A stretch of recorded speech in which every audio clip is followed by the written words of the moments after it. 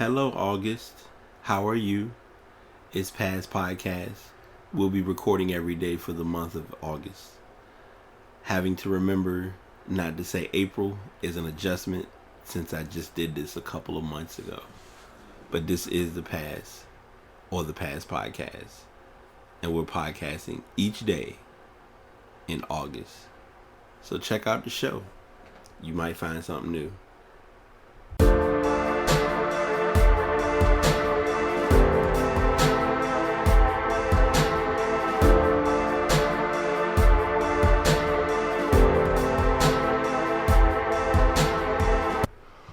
$119 of the past. Yet another episode coming at you with another episode with the podcast about sports and stuff. I'm your host, BT. My co-host, unable to, I guess we'll call it unable to practice. That'll be my best way to describe it. Truth of the matter is, I'm definitely supportive. You know, I understand things happen, life happens, so you can't control everything.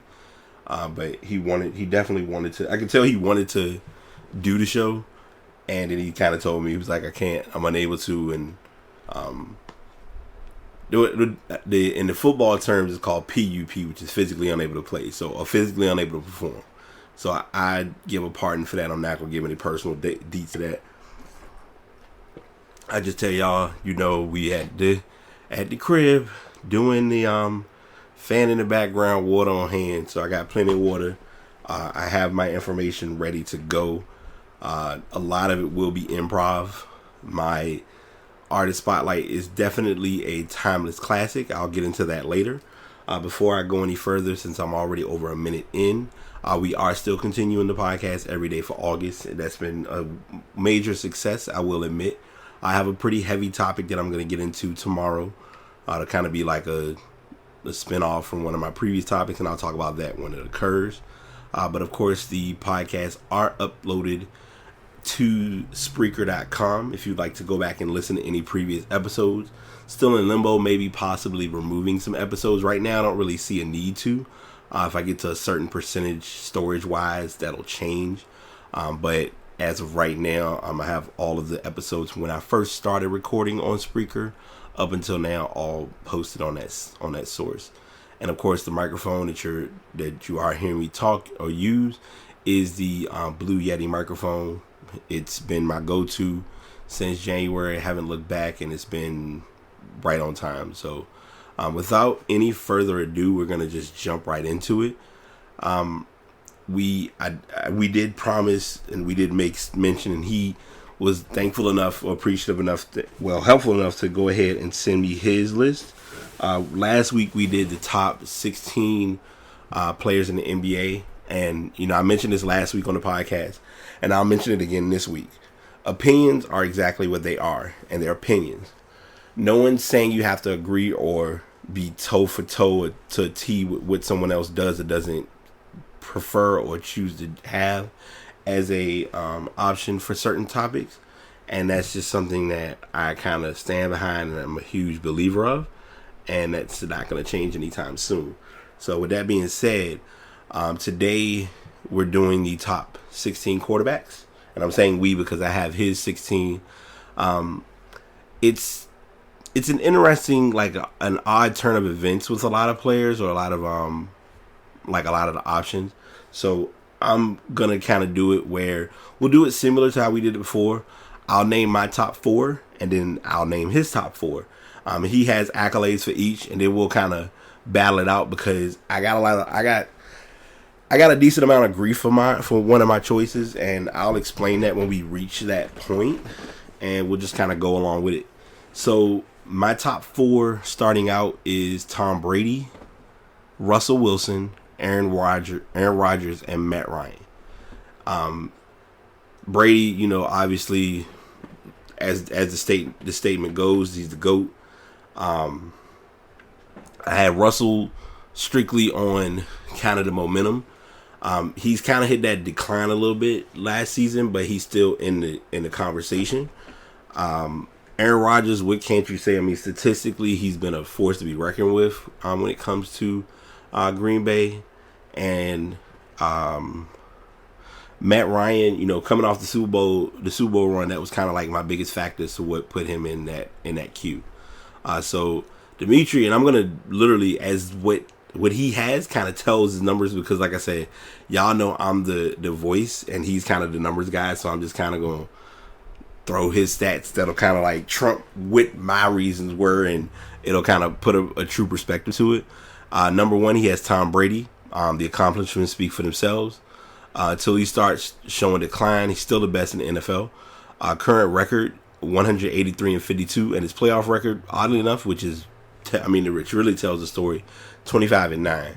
And as I always joke every year, he's 6-0. He's been 6-0 in the division for about 3 or 4 years, so that factors into it as well. Number two, he then had Aaron Rodgers, and Rodgers' resume is very, very building and very strong. Best TD to interception ratio in NFL history, which a lot of people wouldn't think about. Only quarterback in NFL history with more than 200 touchdowns and less than 100 picks. Touchdown to interception ratio is 297-72. In 9 seasons, only 2 people have thrown more than 10 interceptions. He's only in 9 seasons. He's only had 2 seasons in which he threw more than 10 interceptions, and that was 11 and 13 in those 2 years. Number 3, he has Drew Brees, Drew Brees is always statistically going to be a known name, and I have him in my list just a little bit lower. Brees led the league in passing yards the last 3 seasons. Has had one of the league's 10 worst defenses all but 3 seasons, and he has the best completion percentage in NFL history. It tells a lot, right? In that option alone. And then number 4, Russell Wilson, as always, clutch quarterback. He's from here, from Virginia, so that's a big deal. From my perspective, not from his. He didn't have that listed, but that's something I always think about with him. Has never won less than 10 games in a season. He has won at least 1 playoff game each year he's been in the league. So which mainly says, like, if his team goes to the playoffs, they're going to at least win their respective game, whether it is a playing game or if they have a bye and then they go into their match and still win. So that plays a factor into it. So then we'll do 5 through 9. I'm sorry, 5 through 8. If I learn how to count, that would be helpful. 5 through 8, I'll do his and then I'll do mine. So number 5, he has Matt Ryan. Coming off an MVP year, had 38 touchdowns, 7 picks. Needs to show better consistency. His biggest hurt this past season, which a lot of people will always look at and point out, is there wasn't really the best play calling for him in the Super Bowl, and that was pretty much exposed, which you expect nothing less, because you end up learning teams when it comes to the playoffs. It's kind of like a measure and mark type of process. Number 6, he has Ben Roethlisberger. Makes big time plays in big time moments. He is an Iron Man. And Dimitri's defense on that is a factual statement. He has carried his load when it comes to being able to stay, despite the hits that he has taken. He's been pretty durable to stay through most games. He's had a couple stints of injuries here and there, but that's a given. Sorry, y'all. I got to stay alive. He is a winner. He has a 123-60 record during the season, and 13-7 playoff record. And of course, you can't forget the 2 Super Bowls. Number 7, he has Cam Newton. And it's oddly enough, because I think I showed him my list, but even with showing him my list, he had his options, and coincidentally, we had Cam as number 7. I'll go into my 4 afterward. Cam mainly needs to be more consistent and stay healthy. He has thrown over 3,000 yards every season. This year is going to be a good show for him, because he has a lot of weapons, or a lot of talent on his on the offensive side. You can't forget Greg Olsen. They just picked up the running back. Wideouts, Kelvin Benjamin, Funches. They have quite a bit of star power in that regard. Sorry. Kind of like I'm prepared, but I'm like chill today a little bit. So Sorry about that. Um, and number 8, we have he had Andrew Luck, and I had Luck lower. And I'll kind of go into that a little bit.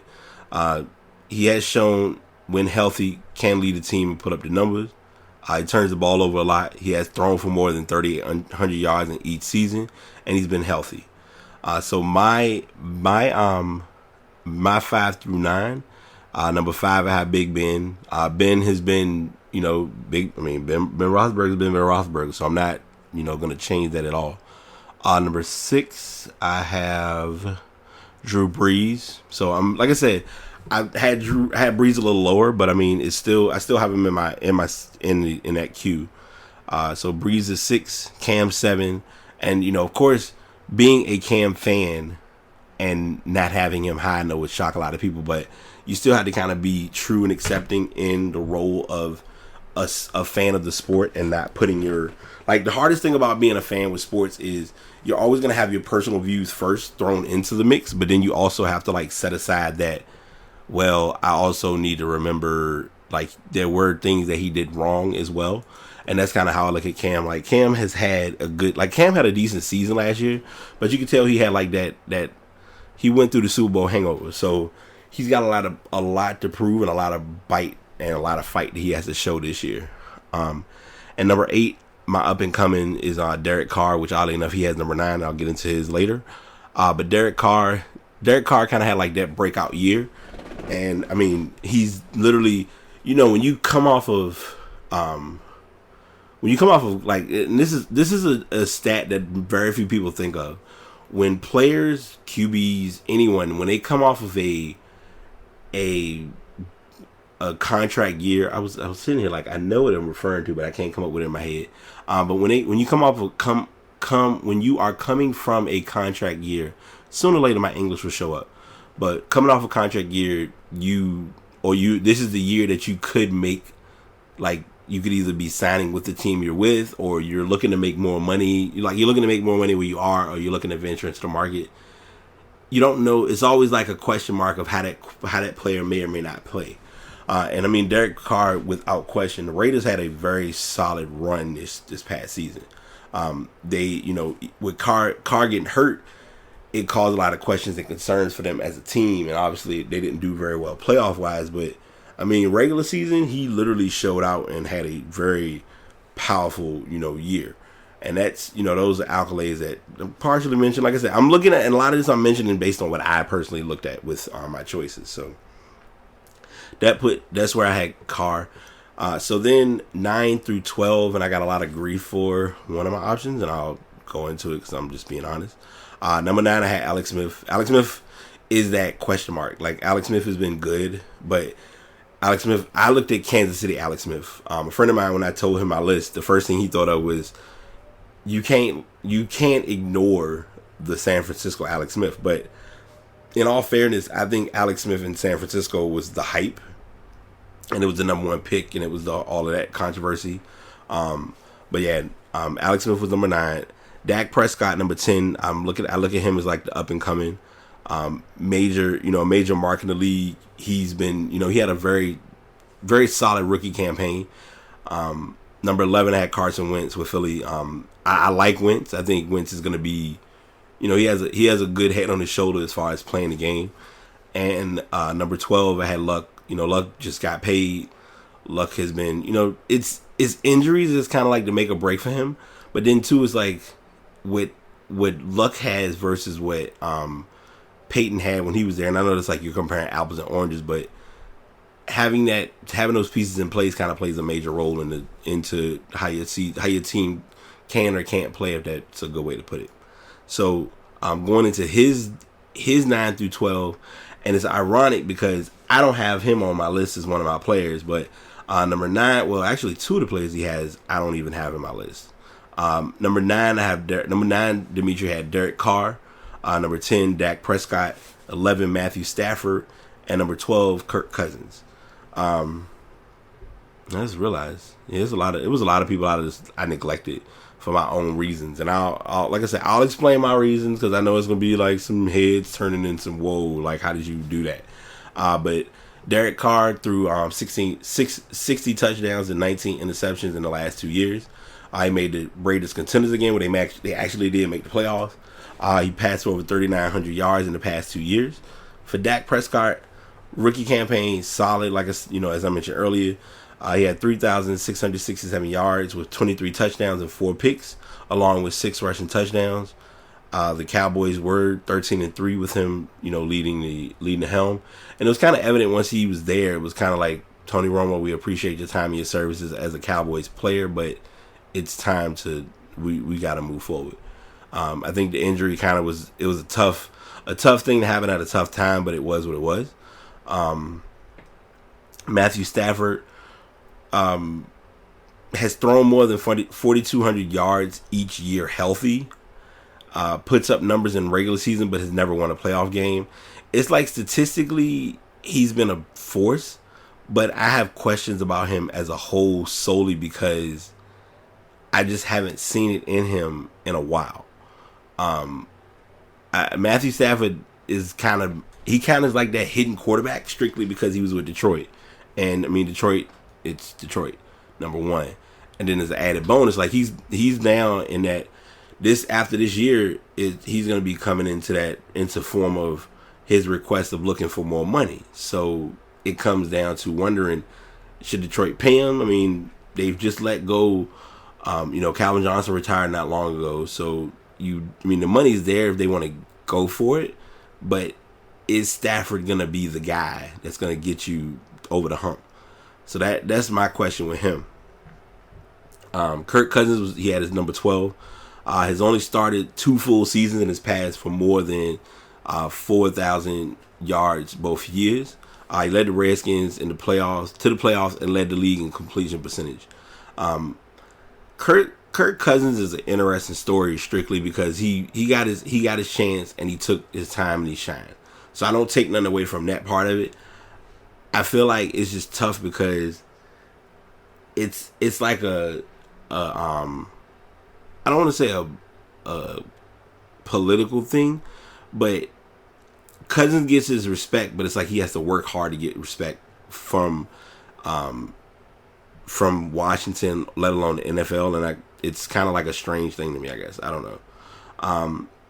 And we'll go ahead. I'll go ahead and do the 13 through 16. So, like I said, now he has, and it's ironic because I don't have.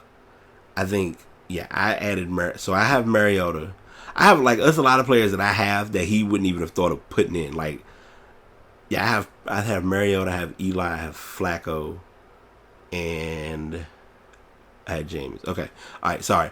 Yeah, I'm just thinking everybody I had. Okay, so 13 through 16. 13 was Phillip Rivers, 14 Jameis Winston, 15 Alex Smith, and 16 Andy Dalton. So 13 Phillip Rivers. Top 10 in NFL history in touchdowns, passing yards, completion percentage, and passer rating. Has thrown for at least 4,000 yards and 26 touchdowns in the last 9 years. Like Drew Brees and Rodgers, he has not had a great team around him all the time. Phillip Rivers is a December quarterback.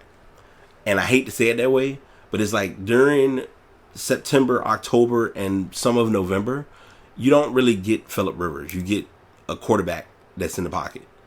And when December comes, they win. They'll come out of December winning at least 3, if not 4 games that month. But by that time, if you haven't won any games during the other months, then it doesn't mean much. Sorry. Number 14, Jameis Winston. I'm gonna go ahead and make the hard knocks reference now to get that out the way, get that discomfort off the board. I feel like, and I said this on the podcast before. Tampa Bay is gonna be an interesting story as far as playoff runs go. So keep that in mind. Jameis Winston passed for at least 4,000 yards first 2 years of his career. Will probably move up the list next year if he lowers his turnover rate because he was very turnover prone last year. Like there's no denying that. Alex Smith was number 15 for him, as I mentioned. He's consistent and doesn't turn the ball over. So that's a huge mark for him on that note. Number 16, Andy Dalton, which I didn't even really factor in because Cincinnati is always an up and down storyline. But plays well in regular season, passing for at least 3,250 yards every year. He has no playoff wins. So that was that factor of players. As far as my 13 through 16, 13 I had Tricky Eli, flick of the wrist Eli, throw the ball great one year. Next year, the turnover master extraordinaire.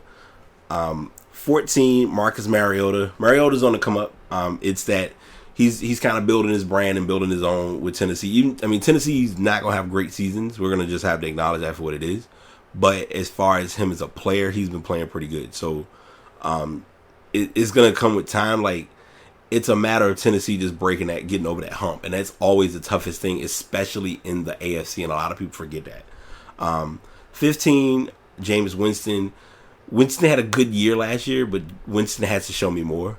I feel like the maturity factor is coming into play. Like, all of the stuff that he was doing stupid when he was in Florida State is a whisk of the past. But it's potential and it's things to hope and look forward to. And number 16, I have Joe Flacco. Now, I know it's going to be, Flacco's not really playing early on in the season because of the injury, and I get that too. But Flacco's still, once he comes back full strength, even Baltimore's biggest battle, and one of my friends who was doing his podcast, shout out to It's a Real Podcast. I've been listening to his shows. If you're listening to my shows, hopefully you listen to this show, and I'm gonna tell you, keep doing what you're doing. You and your brother, y'all killing it. That's all I can tell you. But we're not here. He's a Baltimore fan, so that's why I threw that in there. But he's a Baltimore fan first, but he's a football fan. Let me get a full credit so I make sure I don't forget it. He's a Baltimore fan first, a Steelers hater second, and then an NFL fan primarily. He'll make sure he's NFL first, Baltimore second, and then Steelers fan or Steelers hater. Like, he would hate the Steelers before he gives love to Baltimore, I guess is a good way to put it. So that's how I look at that whole scenario and that and Flacco being on my list. So I'm gonna run this tournament as well. I already have ran the tournament for the NBA point guards. I'm gonna make sure I get the straw polls because I have been putting straw polls online. I'm gonna share those straw polls in the show notes for this podcast because I've been I had them and then I was like, well, yeah, I'm gonna put them up, and then I really didn't break it down or really talk about it too much. But this time around, I want to get that exposed. I'll get these in the mix on probably in a couple of days on Wednesday, so I can get that time to kind of settle and simmer and things of that nature. Or what I could possibly do is put all of them in one show and just kind of break them all down and go from there. So we'll work on that as needed. But that's the quarterback rundown. Like I said, the players in the NBA, I have that list already queued up, prep. The tournament has been started. I'll share the link for that again if needed, just to make sure if anybody needs that. And yeah, that's where we're at with that story. So next story. And I know 22 minutes for that and by yourself is like, wait.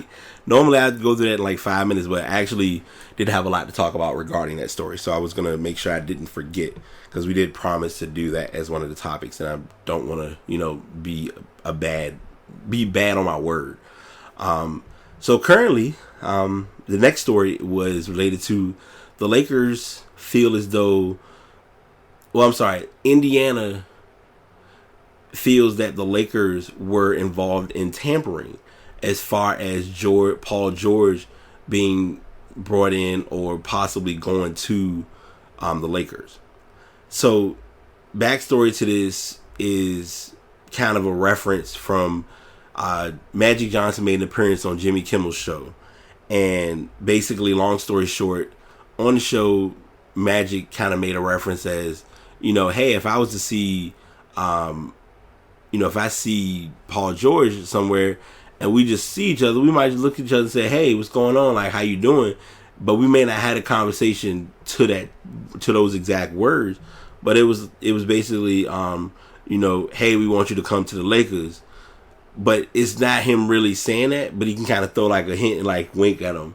and because of that, it's tied into factoring in that he wants to actually go to that's kind of a way of tampering with him going to the team. Now, let's go over this for a second. I'm gonna I could have made this ass of the week for multiple reasons, but on the same token, you also gotta look at the hindsight of what actually happened. Paul George ended up going to OKC based on a trade. And it's coincidence because we have an actual trade that finally broke, and I'm glad we can finally talk about it because it took forever and a day for it to happen. But there's a twist to that too, and I'll get into that in a moment. But with Paul George was unhappy in Indiana.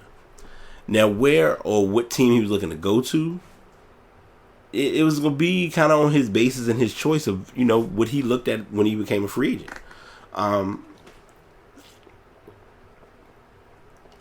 It's just funny to me because Indiana, making a reference to the tampering, it was bad timing for Magic to make the comment that he did.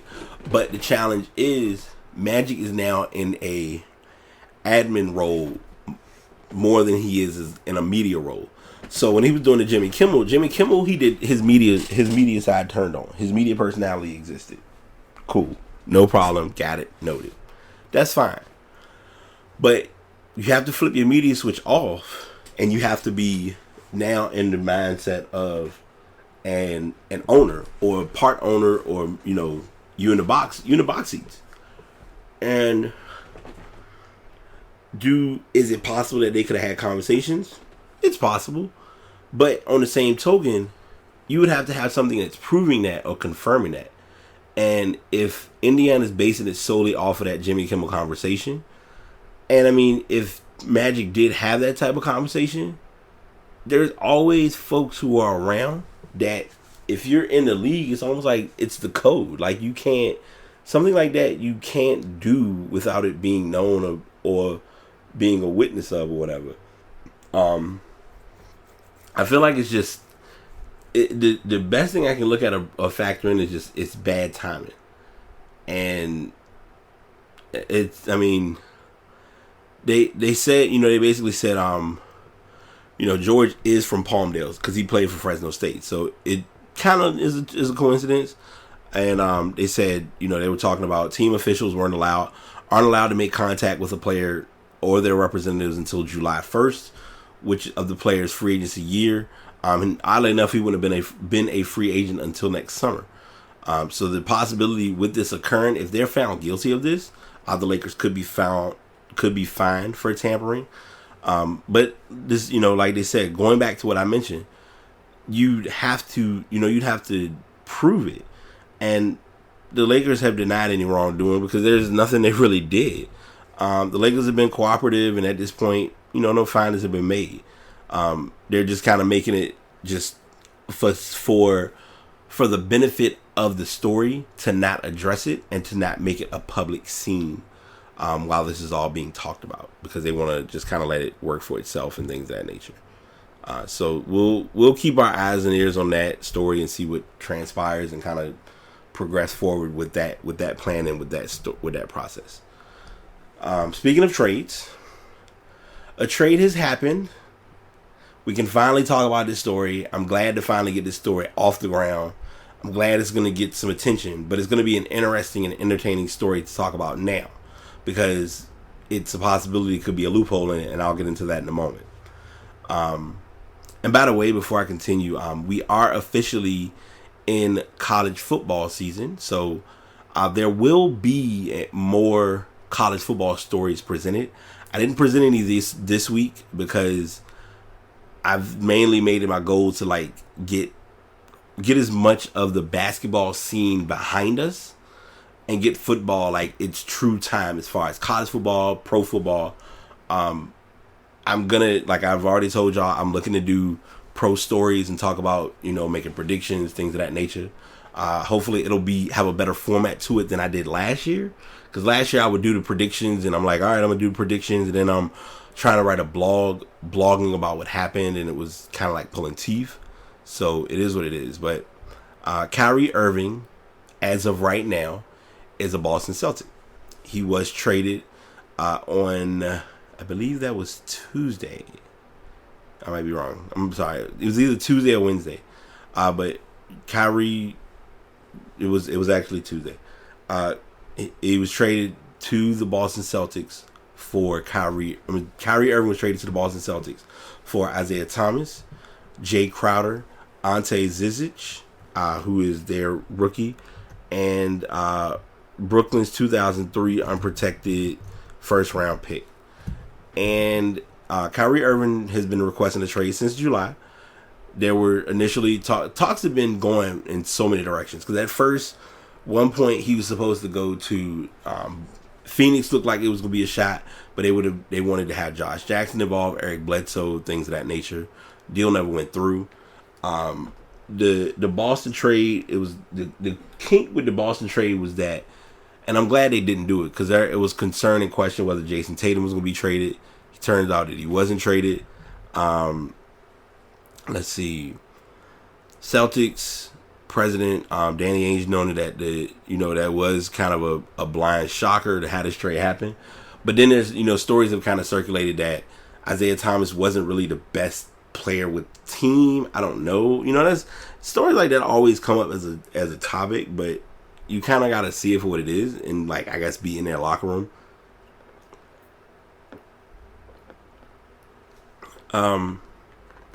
But it was a roller coaster. It was a process to try and get the trade done. But now you have a key cornerstone for Boston, which will also be a good luring factor for any future and upcoming draftees, or between players who want to be drafted, let alone not NFL, but NBA free agents who are looking to possibly make Boston a home for their future. So this then ties into the side story with this that just kind of broke, and it literally generates some interesting thought when you really look at it. And I'm gonna find the story so I can make sure I don't give this story wrong, because I never like to be wrong on my stories, because it's me being that person. They're now trying to break down this trade because Isaiah Thomas, if you all remember from the playoffs, when they played against Cleveland, had a hip injury. So, of course, part of going to a team, you have to do a physical. Well, looking at the physical was not of the best physical. And they're now looking at whether this trade is actually going to be completed, what the next steps are. So they did a physical with Isaiah Thomas on Friday in Cleveland. Uncertainty over the fitness of his injured hip has the Cavs officials evaluating the results and possibly could mull or end the trade that's sending Kyrie Irving to Boston. So we'll keep our eyes on that and see what happens if it actually does affect anything. They're saying it's a very sensitive situation. ESPN, team sources told ESPN that Cleveland had not re-engaged Boston to address any issues about the trade. He left town on Friday after taking the exam. They're still evaluating the medical information, and there's no final decision that's been made as of yet. So we'll keep our eyes on that. Thomas was rehabilitating a hip injury that had ended the season, when he was in with Boston and when they got in the conference finals. Boston's doctors had decided that Thomas's hip did not require surgery and prescribed a summer regimen of rehab and rest. In the rehab process, Thomas still hadn't started running. So that could be it too. He may not have been going at full strength since this all occurred. So that's what they're looking at right now with that injury. So there's that. And it's so funny because now with, like I said, sticking to football, well, not sticking to football, excuse me. I'm gonna have my sports together one day. It's not today, but I'll have them together. It's been like back to back, one thing after the other. But jumping into football, preseason is still amongst us, and I'm sorry. I'll go ahead and let you all know now. Big Three. I have the Big Three story as far as the championship game, the playoffs, and all that. The third place matchup in the finals game. I'll talk about that next week because talking about it now, it's kind of like they're really like the games have happened, but there wasn't really much to discuss regarding it. So we'll wait for that to occur when it does. We are at week 3 of preseason. There is one game remaining tonight. There's one game tonight. Why am I saying it's one game tonight? No, there are a few games slated tonight and tomorrow for week 3. A couple teams have already played. The Panthers, if you listen to episode 117, at 29 when we did our podcast collab. Well, yeah, when we did our podcast, it was the Panthers won by 1 point. Cam had a good series. He did one series, had 2 passes. One of them was a touchdown to Kelvin Benjamin. So that caused a lot of hype and excitement, which is always no surprise there. The Jaguars have had their questions and concerns about quarterback leading in the quarterback carousel, which I wouldn't even realize would exist in that country or that franchise. But oddly enough, they have named Blake Bortles as their starting quarterback. I'll give it 4 weeks. Sorry, I just don't. Quarterback carousels are so weird to me because, like, Blake Bortles wouldn't even be in my top 20. As a matter of fact, and it's probably really bad, I wouldn't put him in my top 30. Even if we were able to do a top 30 of quarterbacks, he wouldn't make it. My co-host found the reason I said it was only one game today because I looked at the top and they showed one game, and then I'm like, oh wait, there are other teams at the bottom who are actually playing. And by the way, before I continue, I did make the fantasy reference in saying there could possibly be fantasy talk this week. That has been pushed back another week for good reason. So we'll let that kind of play out next week. I'll be mentioning how poor of a GM I am, and my co-host will probably have like a cheat code team, and we'll just see how it all goes. And it'll be the podcast of the fantasy fails, because I feel like that's what we're gonna call it this year. But Atlanta is playing the Cardinals. Ravens are playing. Ravens and Bills play. Jets and Giants. They do the New York battle each year. Colts and Steelers. Browns and Bucks. Raiders and Cowboys. Chargers and Rams. Texans and Saints. Packers and Broncos all play tonight. And the Chargers and Rams are actually going to be on TV. They'll try to, for some reason I have a hunch they're going to try to push that game along as quick as they can, because there's a fight tonight, which I'm going to get into in a few. And now a subtle but a unexpected story broke related to Anquan Bolden. He was currently the Buffalo Bills wide receiver. After 14 years, he decided to retire. And right now he has a unique yet legitimate reason to retire. He's looking at it from the perspective of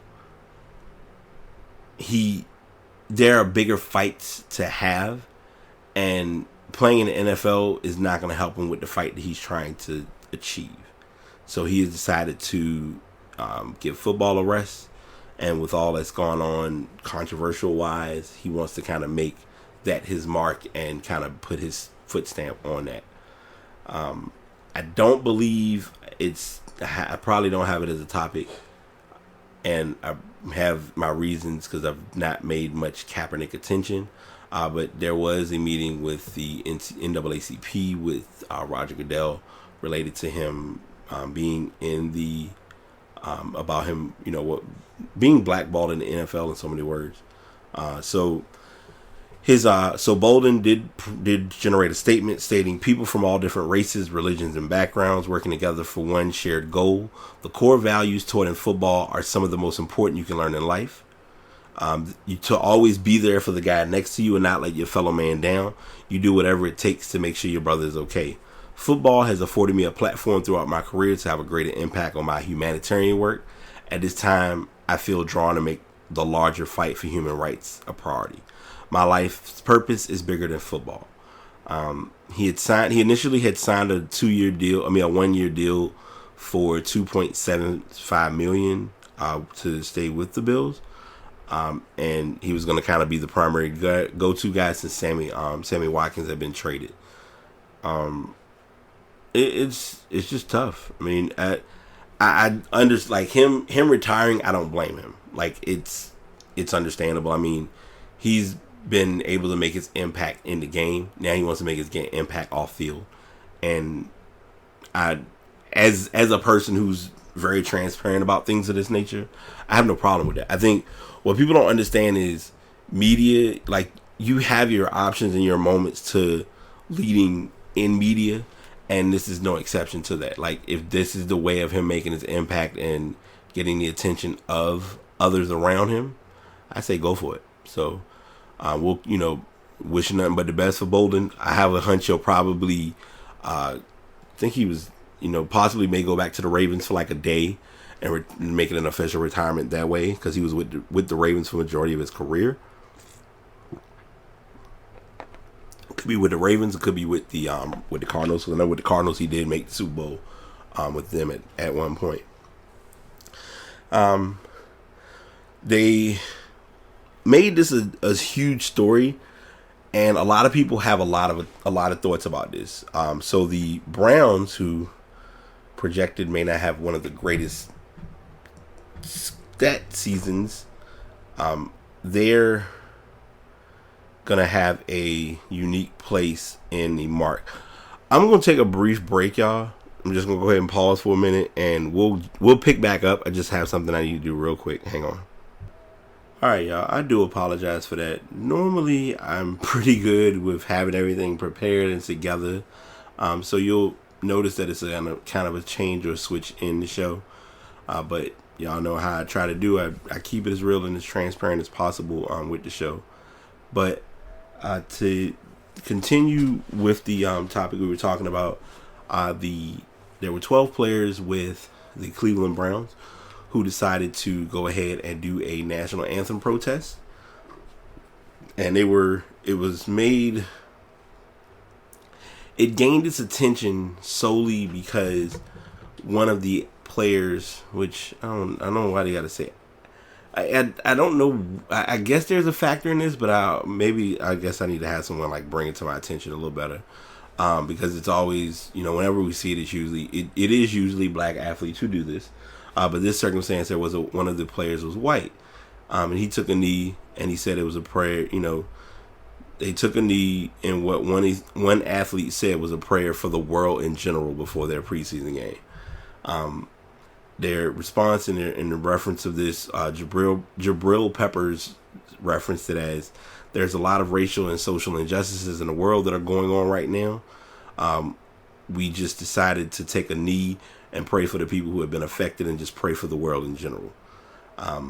They do make reference to last year that no one else had kind of, went along with this process.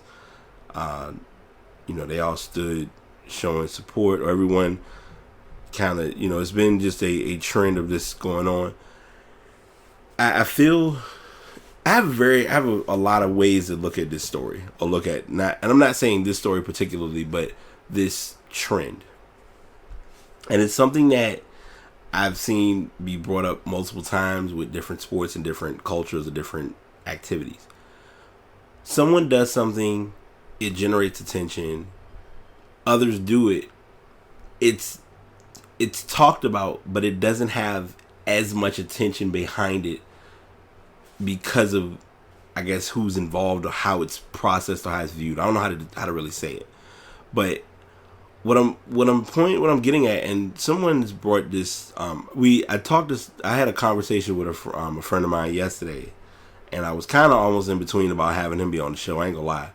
I would have just set up the mic and we would have improv and ran this show, and it would have been, it's sports, it's tech, it's stuff that we talk about anyway, so it wouldn't have been a big difference. But I'm still, this is me, I'm doing it, and that's just how it is. But it was pointed out and addressed as to why no one wants to have Colin Kaepernick on their team. And it's the biggest challenge of having him is media presence. And if I've said this on a show before, sorry, you're gonna hear it again. But one of the make or breaks behind him is, it's not you getting a player that's a quarterback, and whether he's a good quarterback or a so-so quarterback or a mediocre quarterback or whatever term you want to use for it, but you're getting the attention that he could bring. And he's already made, it's already been made clear.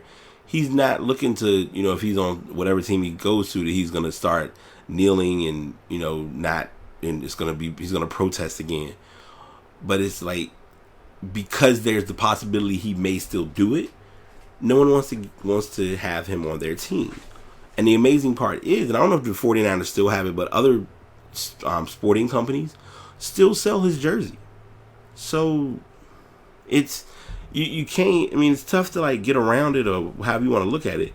And the Browns coach is saying that he's standing by the message that his players are choosing to send. He just wants them to be peaceful and, gave them advance and he wants to be given notice of it in advance, which he was already made aware that the players were going to do this. We respect our players. We respect the flag. Those guys came to me and talked to me about it before they ever made a decision to do so. Last week, and it's kind of like I said, it's a continuing trend, and I get it. But I think now it's,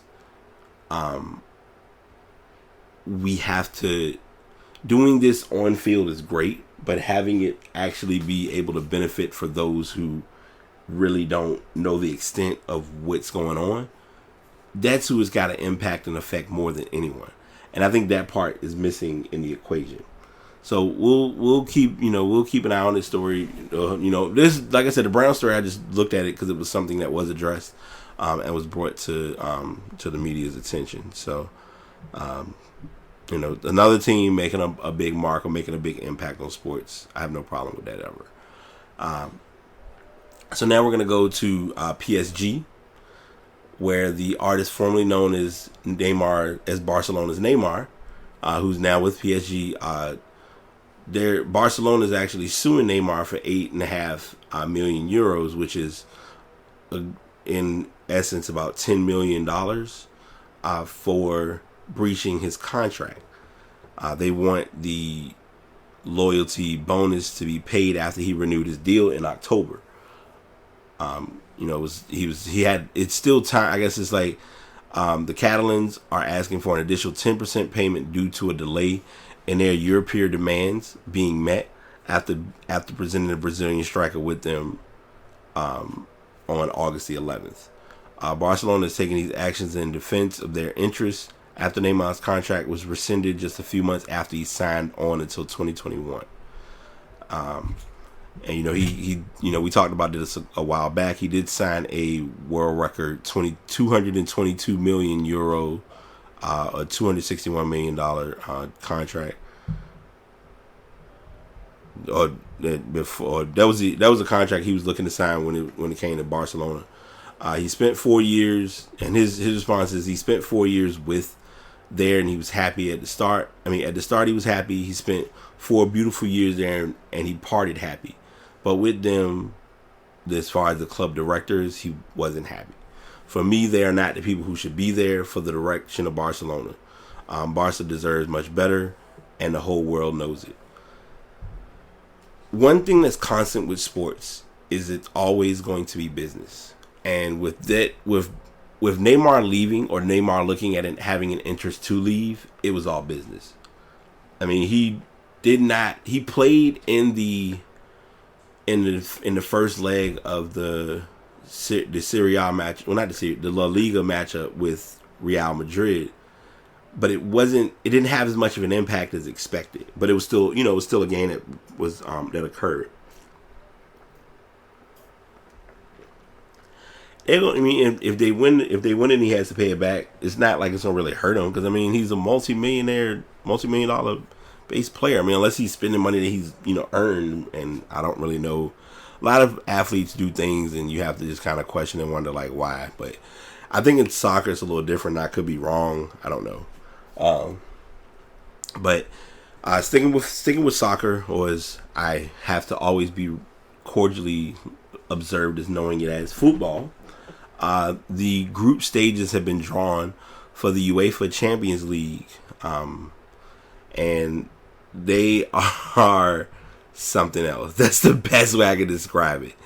It is literally go be a true definition of a slobber knocker in a lot of these group stages, because there were qualifying rounds, playoffs to get teams kind of settled as to who would be in, and it was just a matter of teams being drawn based on their groups. So the group that a lot of people are making conversation about is Group H. So I do have a link that shows you all of the groups. I'll break down all 8 groups. I was ready to say 5, and I can't count the H or spell the H, one of the two. But Group A is Benfica, Man U, Basel, and CSKA Moskva. Now, I'm going to warn you in advance, a lot of these teams I know. A lot of them I will mispronounce by nature, because they're teams that I know about but have not really had to pronounce their names, and you'll see why in a moment. But Group B is Bayern. Bayern, anyone who knows Bayern is always a big name out there. Of course, PSG, they're in Group B. Anderlecht and Celtic. And it's probably Celtic, but you know, I have to remember each time. Group C, turn up, Chelsea. Gotta get hype. Hopefully we'll get through our group. We have a decent matchup competition going.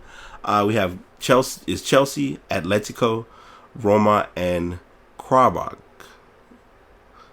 Probably messed that up, but we're gonna let it just flow. Group D, Juventus, Barcelona, Olympiacos, and Sporting CP. Group E, Spartak Moskva, Sevilla, Liverpool, and Maribor. Group F, we have Shakhtar Donetsk, Man City, Napoli, and Feyenoord. Group G, you have Monaco, Porto, Besiktas, and Leipzig. And in Group H, Real Madrid, Dortmund, Tottenham, and Apoel. And it's probably Apoel, but it's looking to me like Apoel. Real Madrid has their work cut out for them, to say the least. Before I continue with this, I'll catch it, but I wasn't off when they showed it. But normally they show this on TV when they do the drawing, and it is as an American, I'm being straight up in what I'm about to say. As an American, watching them pronounce the team names is a joy, because the guy who's saying the names, it's like watching Alex Trebek in his element, talking about, you know, when he's reading certain questions or certain answers, and it's in a different, you know, it's got like, it's not English at all, and he pronounces it so fluidly. And the guy who's, you know, talking about who names the different teams, like Anderlecht, he probably said it Anderlecht, and I'm like Anderlecht, like I best as I can come up with it. But looking forward to this. You know, once the stages get going for UEFA, I'm locked in. I'm ready to go. I always enjoy getting my fix of UEFA matchups. So this will be starting in December. You'll have teams going against each other. Two seeding pots will be formed, one consisting of group winners and the other of runners-up. No team can play a club from their group or any side from their own association. Seeded group winners will be away in around the 16 first legs on the 13th and the 14th and the 20th and the 21st of February, and at home in the return matches on the 6th and the 7th and the 13th and the 14th of March. So mainly what occurs is you are playing each team in your division twice. So you play 2 legs against those teams, and then from there, whoever has the best record out of that group, the top 2 are then project, you know, kind of go forward, and we'll break that down as we get closer with UEFA. UEFA we kind of carried it pretty heavy last year, so I'll make sure I carry it earlier this year. So we'll make sure we continue that trend. So now the fight is here tomorrow, don't know what day it is. Sooner or later I'm gonna get this day together, but tonight, Don't know the exact time because they do have a couple of undercard matches that'll be going on at the T-Mobile Arena. But Floyd Mayweather and Conor McGregor were finally here. They're stating that the matchup could possibly generate $600 million. They are making it clear that Mayweather will get 100, and I believe McGregor gets 30 as far as the fight, win or lose. Coincidentally enough, this will be Mayweather's last fight. They did do so during this week they had the media sit down where they all sit and talk, and we introduce all the people who are participating. We have the guy who comes up and shows us the belt.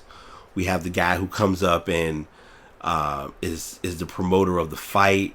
We have the guy who's part of the channel that's going to be showing the match. All of that went into play, and it was all presented. They had the girls; they didn't get to speak, but they, had that all going on. And of course, McGregor and Mayweather got on stage, and McGregor was, the one thing that I can tell is that Mayweather, this ain't his first rodeo with this, obviously. It's gonna be. I feel like, because now this is where co-hosting 101 comes into play. From my personal perspective, I feel like something drastic has to happen for Mayweather to lose. Straight up, I'm not even gonna BS or give you any like fickle to funny references to it at all. I feel as though Mayweather is smart enough to know not to get hit. And McGregor has been, he's been training. I think he was able to get under the weight requirement, and they were stating, which I guess I didn't notice about boxing, like you have to get to a certain specific weight by weigh-in. And with weigh-in occurring, you have that number, but then, once the match starts, you can be at whatever weight. He's looking to try to get to 170 by tonight. So I'm going to see how that goes as far as like gaining weight and still being able to stay in shape. I don't know how that, I don't eat right anyway, so that's a whole nother story. But I don't really expect this to be a major, I don't see this being like, it's going to go 12 rounds. If it goes 12 rounds, it's only going to be for media purposes, to get the money based on it. So that's how I'm looking at that. So this is our segue away from sports. We will be returning to sports, or I will be returning to sports in a few. But I did have a few techie stories to kind of get into. There were some stories that I probably left off of my list. And I didn't find out about certain things until today or the last few days. So this week, first story, I kind of did the Xbox story and the Xbox breakdown. And I'll get into that and explain why. But this week was Gamescom. Gamescom occurred in Germany this week, and it's kind of like I call it Germany's E3. But they did present a couple of things that are going to be talked about and get a lot of attention. So there were 6 takeaways from the Xbox end, and I'll talk about those today. First and foremost, the Xbox One X pre-orders were being accepted or have been started. Some stores have already sold out as far as pre-orders. The pre-order was dropped, the news was dropped for it on Sunday. I think it's going to be a great system. Anyone who knows me knows I am anti-initial systems. I like them get kinks out of the way and get bugs off the, bugs off the ground, I guess you can call it. Let them fix all their kinks and problems first and then continue from there. And the Xbox One S bundles have been released. They have one that's a Minecraft skin version, and one that comes with a copy of Middle Earth: Shadow of War. I know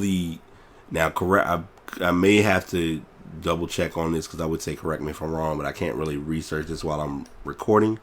But you have I know gear, like I've been keeping my eye on it for a while. If I were to look at getting a new Xbox, which is no time soon, it would probably be the Xbox One S for Gears of War. Because when I got my 360, I did the same thing with, and it's so cool. It's literally like an ironic thing of it happening, because now this with the Xbox One, it was a little different. I've only had two. Well, Xbox One, I've had one system. On my Xbox 360, I had three. I had the original Xbox 360 that had the big hard drive on top of it. Then I got a black Xbox 360 where the hard drive was removable from, you could kind of pop open the bottom of it, take out the hard drive, and then you could transfer it. Like if I want to go to somebody's house and play certain games, I could play my games on their Xbox. So I like that feature. Excuse me. I wish that was a feature that was Xbox One possible, but that's just me being picky. And then of course now it's in the corner and I haven't used it in so long, and I probably will break it out of Resurrection or something at some point. But I have the Gears of War version of the Xbox 360, and personally I loved my Xbox my Gears version, because it was, when you turn it off and turn it on, it had little sound effects and stuff like that. So little things like that, huge in the mood, turn on, whatever you want to call it. But in the same token, like that's the same mindset I have with the Xbox One. If I was to get another Xbox One, it would probably be the S, and it would probably be the Gears of War version, unless the Xbox One X comes out, or Project Scorpio or whatever, that has the Gears look to it. But that's like, I'm not really even at that window or that thought process, because it's not something that's like a must have. Next thing that was taken away from with the Xbox flow, there's a new Jurassic World game in the works. They did bring out a next thing was after that, Assassin's Creed Origins brought out their trailer, and that caught a lot of attention. There's going to possibly be some creativity freedom involving PlayerUnknown Battlegrounds on Xbox, because it is being published by Microsoft. And there are more than 100 Xbox One X enhanced games. So a lot of games will be able to get that ability to be pushed through at a higher frame rate. My biggest thing and last thing was, there's a new Age of Empires in the works. My biggest thing that I'm looking at as a gamer, and this is where I kind of talk podcasting, but just talk general talk. I feel as though where Xbox is going, I get it, but I feel like we literally just got comfortable with Xbox One. Like the 360 was out for like almost 8 or 9 years before Xbox One was even thought of. Now obviously when you look at stores, if you go in any Walmart or any major store, you may see PS3 games, but not really. But you definitely do not see any Xbox 360 games. Xbox One is out now. So that then generates the question, when Xbox One S games come out, are Xbox One games going to be irrelevant? Will they? Because I know the games will still be able to be played on the Scorpio or on the Xbox One X. But we just got comfortable with this system. Like, you gotta give gamers time to enjoy the system for what it's worth. So we'll just be kind of keeping eyes and ears on that story.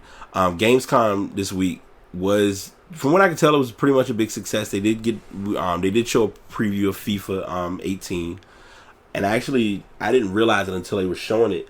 They showed FIFA 18 for the console, for Xbox One and PlayStation 4, and they also showed it for the Nintendo Switch, because the Nintendo Switch, if you go back a couple of episodes, they did have a version that has a much different look to it, and it's a different style for the game, but it's still the same concept, same rules.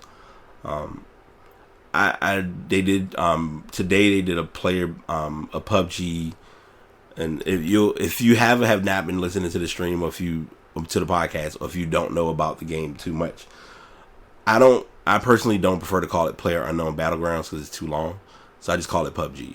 But PUBG has their had their invitational this week or today, and they're giving a lot of promotion to that. A lot of people have been talking about Rainbow Six. That's getting a lot of attention this weekend. There were a lot of games at Gamescom. Gamescom was kind of a chill environment. I really didn't get a chance to watch a lot of it this year, but I wanted to at least address that Gamescom did occur. That was mainly my primary focus for having that as one of the titles this week. And continuing with the Xbox stories, GameStop is stating that the Xbox One X is getting quite its fair share of attention. Most places have probably already sold out. I personally haven't checked. This was as of Friday. This topic was talked about. Now, let me just, while I'm sitting here, give me a little moment to kind of check to see. If I was a betting man, it's probably not gonna be available as of yet. And most of the company, they are doing the system. Now the system is running for 500 right now, just for the record. It's for 500, except with GameStop, it's 600, and I'm assuming it's probably gonna be like a special deal on that. Just curious. Yeah, so right now, let's see. I'm one of those people who, like I said, I feel like I like the console. I think it's gonna be good, but I can wait. Like I get where people come from when it's like you want the newest thing when it first comes out, but sometimes the newest thing doesn't always have to be purchased right away. Like I've told you, I may have mentioned this before. I think I even did a review about it. The Glom-Tom, love the Glom-Tom. Do I use the Glom-Tom like I should? No. And it's bad because it's actually something that I should be using. Like for instance, right now, how I'm sitting here in front of the microphone, I'm very unpostured, but Glom-Tom makes you sit like you're supposed to, and I do like that feature of it. No, that was like super random, but just something that I was thinking about while I was sitting here.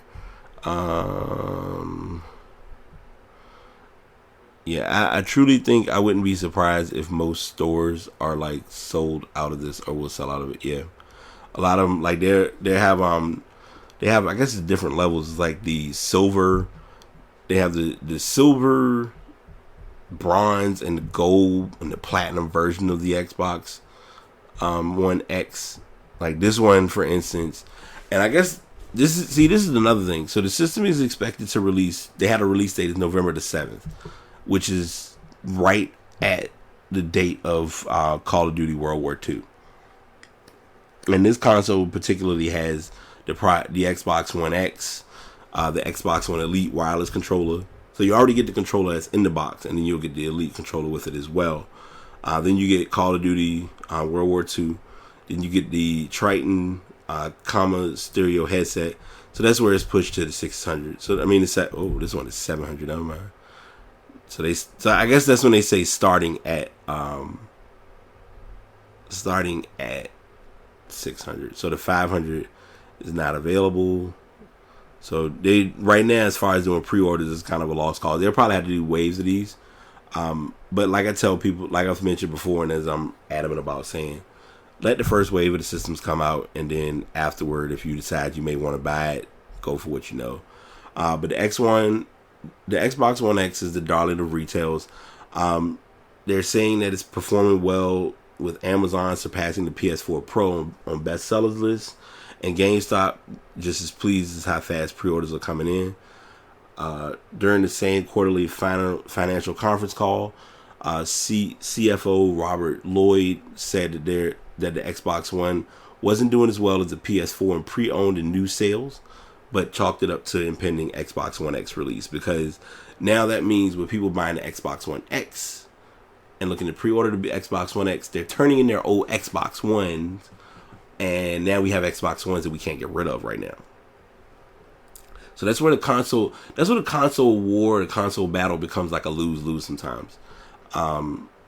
So I mean, like I said, they put a question: are you holding off for the Xbox One X or waiting until release so you can pick up an Xbox One at a reduced price? Let us know your game plan, because honestly, like if I was willing to wait a couple more years, I would have held on to my 360 and fought it out. But then as time progressed, it was like, I'll be alright. I mean, I'll get the Xbox 3, the Xbox One. And so far, since I've had it, I mean, there are a lot of games that I do like playing, and I do get into playing, like Grand Theft, of course. Always consumes time. I believe it's actually in the system now. Between that or Black Ops 2. But I try to give my time as I can with, being a gamer and just getting into my games. So that's what I have for the Xbox storyline and breakdown. I'm gonna leave you this as a closing, and well, not as a closing, but we'll now give you the artist spotlight.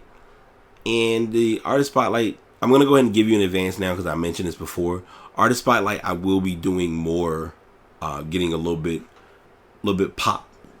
And when I say pop, I mean hitting you with some faces and some names that a lot of people may know, but it's been a while since we realized like how much they made an impact on the game. But without them, we wouldn't have a lot of artists who are quote unquote in existence now. So let me go ahead and get some notes while I'm doing this.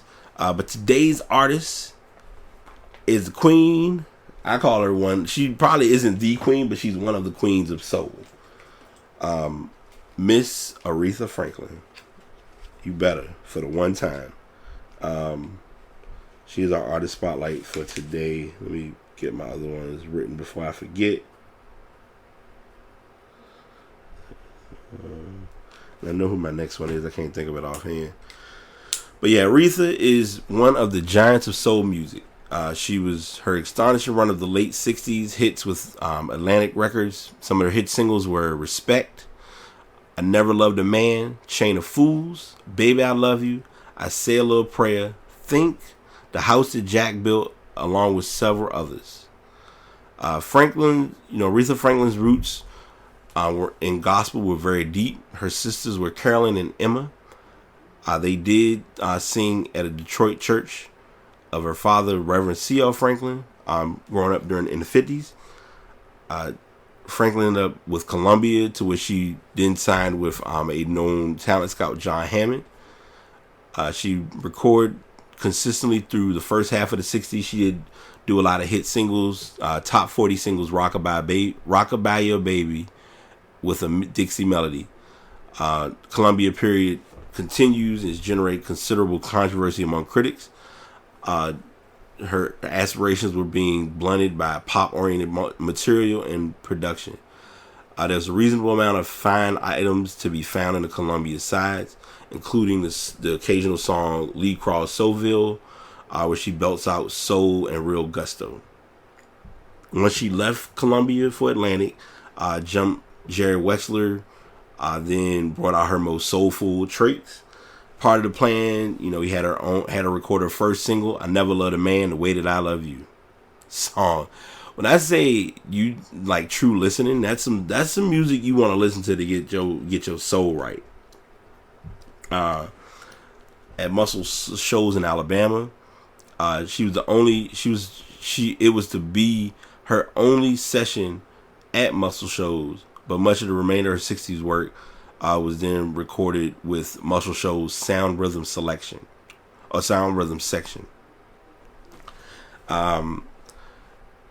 She had an R&B based accompaniment for Aretha's voice. It helped her get through things. In the late 60s, Franklin became one of the biggest international recording stars in all pop. We also saw her as a symbol of Black America.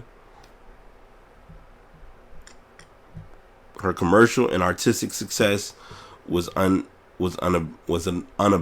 in the early 70s when she landed more huge hits with Spanish Harlem, Bridge Over Troubled Water, Daydreaming and I'm thinking of you, Daydreaming and I'm thinking of. Sorry, y'all. I'm the music head, so this is one of those moments that I'll go for it. She did have Earthiest, or have album releases with Live at Fillmore West and Amazing Grace. She was a reinvestigation of her gospel roots, recording with James Cleveland and the Southern California Community Choir. She had a few more hits over the next few years, Angel and the Stevie Wonder cover Until You Come Back to Me being the most notable. her Atlanta contract then ended in the 70s. She signed with Clive Davis, through Arista, and scored #1 R&B hits with "Jump to It," "Get It Right," and "Freeway of Love."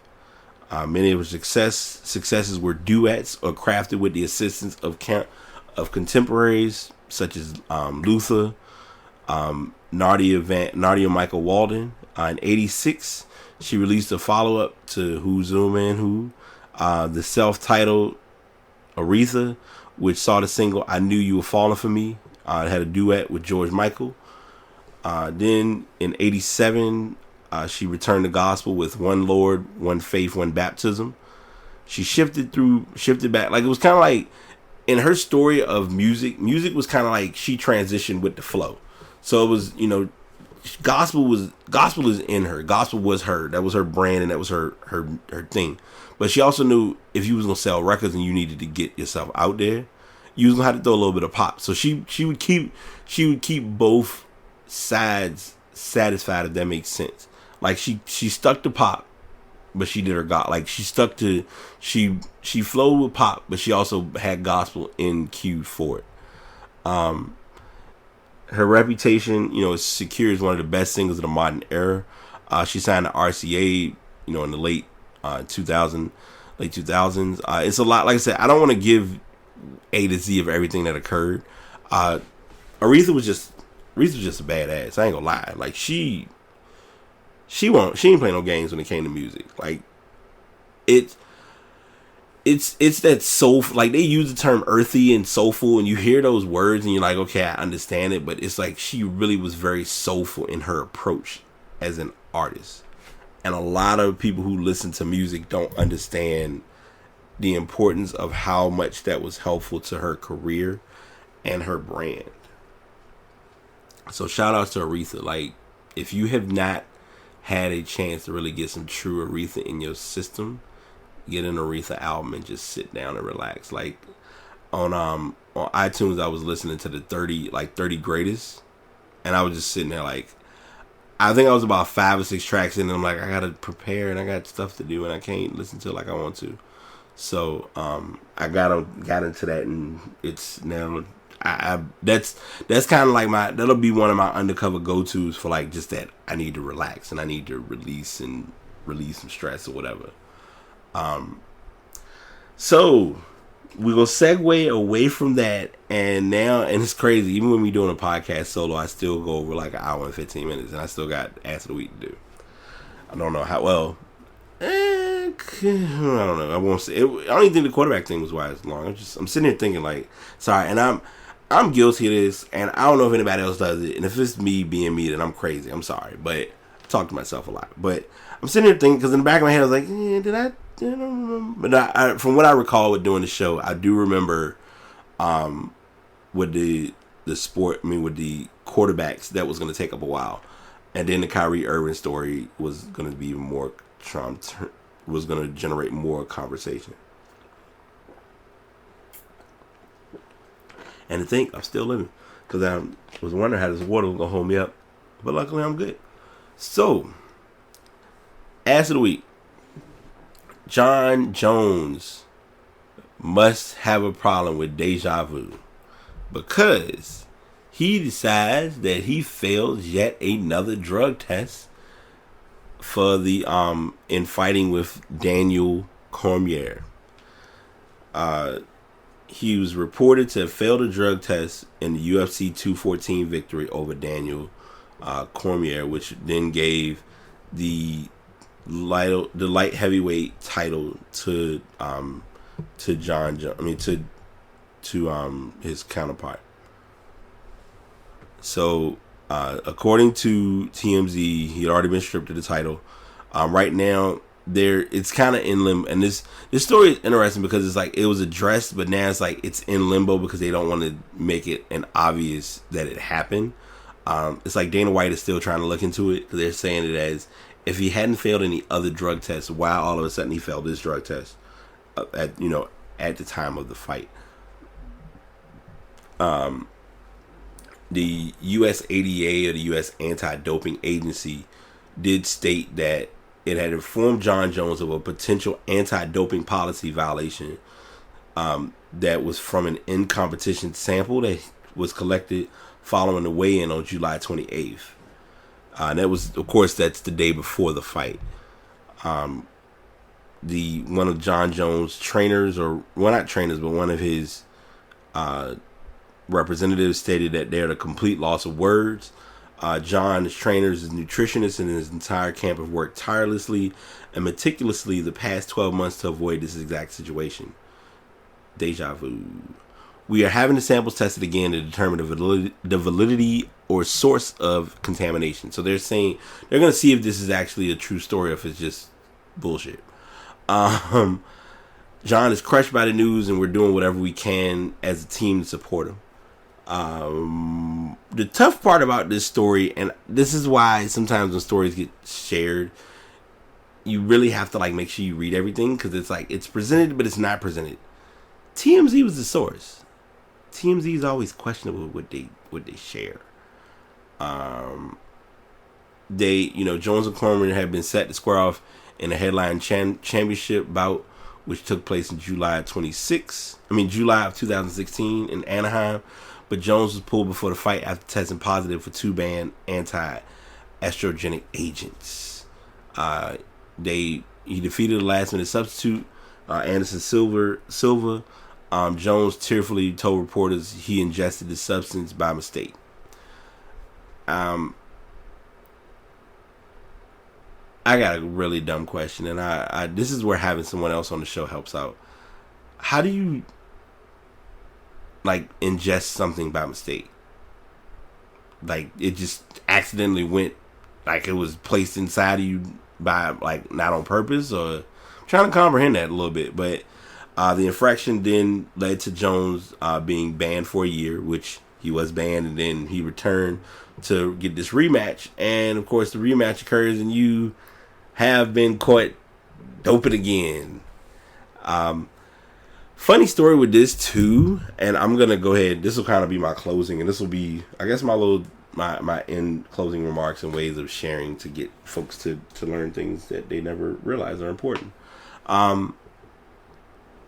Because of the story happening, John. So of course, whenever you want to go for someone or make a comment or come at somebody, the number one place that it happens is on Twitter.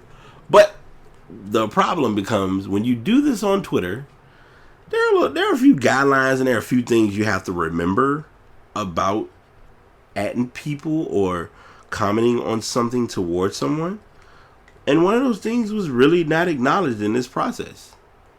People were sending tweets to John Jones, but not this John Jones, because they didn't look for the blue check, number one. And number two, no one looked at the picture and realized that it was some white guy named John Jones, who they just happened to see, well, it's John Jones, so I'm going to tweet at him and say what I need to say about how much you caught up in doping or whatever. So this is where I'm going to, like I said, this is where I give kind of my social ingest in saying something that people don't really take in mind when it comes to social media. If you have an issue with someone or something, do your research.